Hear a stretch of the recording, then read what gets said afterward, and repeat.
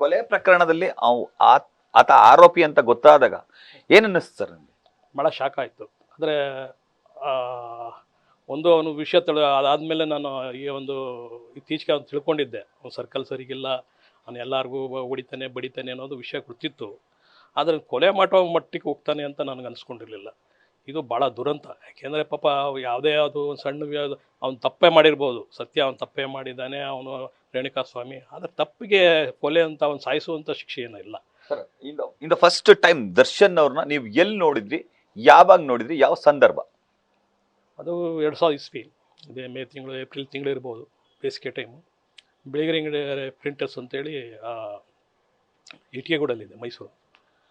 ಅಲ್ಲಿ ಅದರ ಪಕ್ಕದಲ್ಲೇ ಮುರಳಿ ಕೇಬಲ್ಸ್ ಅಂತ, ಮುರಳಿ ಅವರ ಅಣ್ಣ ಬ್ರದರ್ಸ್ಗಳೆಲ್ಲ ನಡೆಸ್ತಾರೆ.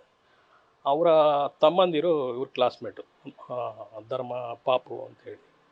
ಅವ್ರು ಯಾವಾಗಲೂ ಬಂದು ಈಗ ಪತ್ರಿಕೆಯಲ್ಲಿ ಬರೆಯೋಣ, ಅವ್ರ ತೂಗುದೀಪ ಶ್ರೀನಿವಾಸ್ ಅವ್ರ ಮಗ, ಅವ್ರಿಗೇನಾದ್ರು ಚಾನ್ಸ್ ಇದ್ದರೆ ಹೇಳೋಣ ಹಾಗೆ ಅಂತ ಕೇಳ್ತಾಯಿದ್ರು. ನೋಡೋಣ ಬಿಡಪ್ಪ ಅಂತ ಹೇಳಿದ್ದೆ. ಒಂದು ಸಲ ಕರೆದೇ ಬಿಟ್ಟ, ಅಣ್ಣ ಬಂದಿದ್ದು ದರ್ಶನ್ ಬಂದು.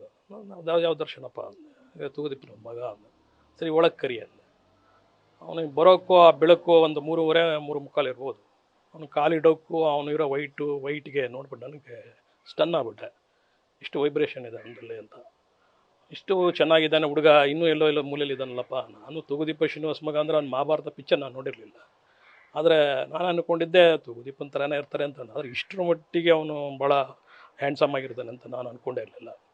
ಹಾಗಾಗಿ ನನಗೆ ಭಾಳ ಅಟ್ರಾಕ್ಟ್ ಆಯಿತು. ಏನಾರಪ್ಪ ಕನ್ನಡದಲ್ಲಿ ಹತ್ರ ಒಳ್ಳೆ ಹೀರೋಗಳಿಲ್ಲ, ಪರಭಾಷೆ ಚಿತ್ರಗಳಲ್ಲಿ ಕಾಂಪಿಟೇಷನ್ ಮಾಡೋವಂಥ ನಮ್ಮಲ್ಲಿ ಕನ್ನಡದಲ್ಲಿ ಹೀರೋಗಳಿಲ್ಲ, ಹಾಕ್ತಾನೆ ಅಂತ ನಾನು ಅದೇ ಪ್ರಿಂಟ್ ಮಾಡಿದ್ದೆ ನಾನು.